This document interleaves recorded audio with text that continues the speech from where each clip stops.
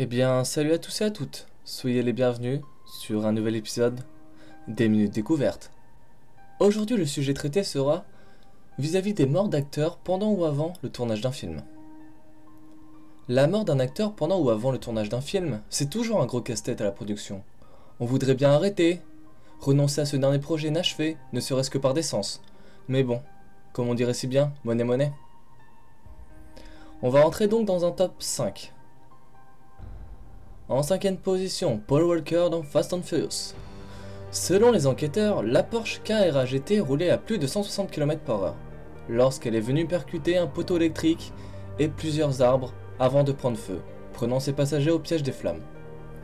Amoureux des belles mécaniques depuis son adolescence, Paul Walker n'était pourtant pas un casse-cou, selon sa famille, qui ne croit pas que seule la vitesse soit en cause dans sa mort. En 4, Louis de Funès. Louis de Funès dans Pourquoi j'ai pas mangé mon père, sorti en 2015, il y a eu un transfert de sa voix à un autre comédien.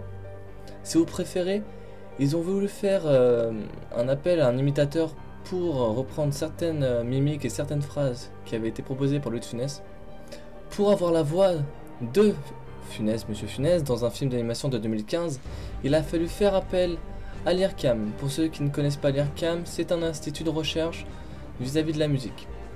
Donc ils ont réussi la prouesse de compiler toutes les interviews de l'acteur dans les années 1970, donc ça fait déjà un peu plus de 40 ans, et aussi compiler un certain enregistrement dans lequel on peut entendre Louis de Funès lire un certain livre, et de ce fait ils ont pu reprendre donc sa voix et permettre à l'animation de 2015 reprendre les voix de Louis de Funès.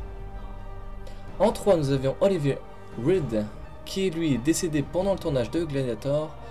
Il était victime de ce qu'on appelle une crise cardiaque suite à un abus d'alcool, l'acteur a été donc remplacé par une doublure. Au fond, sa mort lui ressemble pas mal, étant donné que Oliver Reed a toujours brûlé sa vie par tous les bouts, toujours parlé trop fort, détruisez-moi et vous détruisez le cinéma britannique, disait-il. Laissez-moi grandir au contraire et je serai la plus grande star du pays. Enfin bon, une mort en plein tournage, ce n'est jamais la meilleure des choses. Ensuite, nous arrivons dans le top numéro 2. Brandon Lee dans The Crow. Le 1er avril sur le plateau numéro 4, tout est en place pour une des dernières séquences. Cette séquence, elle s'agit de filmer la mort de Brandon. Le trucage classique, l'arme est chargée à blanc, un dispositif caché dans le sac qu'il porte, doit exploser au moment du coup de feu, libérant un flot de sang artificiel. En face de lui, Michael Massey tire, Brandon s'effondre sur le plateau, se tenant le ventre. Là, on entend le réalisateur qui dit couper. Il se jette vers Brandon en lui disant bravo, ça s'est très bien passé. Mais à ce moment-là, on peut voir que Brandon ne se relève pas, il gémit le teint cireux. Aussitôt on se précipite, on écarte le sac stupéfaction, l'acteur a un gros trou comme une pièce d'1$ au niveau de l'abdomen. Et c'est du vrai sang qui s'échappe de la blessure. Une ambulance l'amène toute sirène hurlante à l'hôpital de Wilmington, où il est immédiatement opéré par le docteur Warren McMurray. Mais malgré tous les efforts du chirurgien, notre cher acteur Brandon Lee va mourir 5 heures plus tard sans avoir repris connaissance. On ne peut pas parler d'un top 5 de la mort sans parler du père de Brandon Lee, c'est-à-dire de Bruce Lee. Donc pour le top numéro 1, nous allons parler de Bruce Lee. Vis-à-vis de Bruce Lee, de fortes migraines l'après-midi précédant son décès, Bruce se plaint de migraines et avale un analgésique.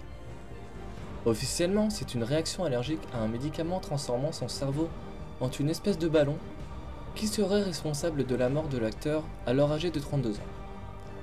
L'œdème est un mot assez compliqué qui désigne l'accumulation d'un excès de liquide dans les tissus du cerveau. Lorsque survint la crise, la dilatation du cerveau, bloquée par les parois du crâne, provoque sa compression et une hypertension intracrânienne. Résultante, une crise d'épilepsie qui aurait emporté le champion d'arts martiaux. Même si beaucoup de monde ne croit pas à cette version. Depuis 1973, la cause de la mort de l'acteur fait l'objet de rumeurs nourries. C'était un top 5 des morts au cinéma pendant le tournage ou avant un tournage. A très bientôt sur la Minute Découverte.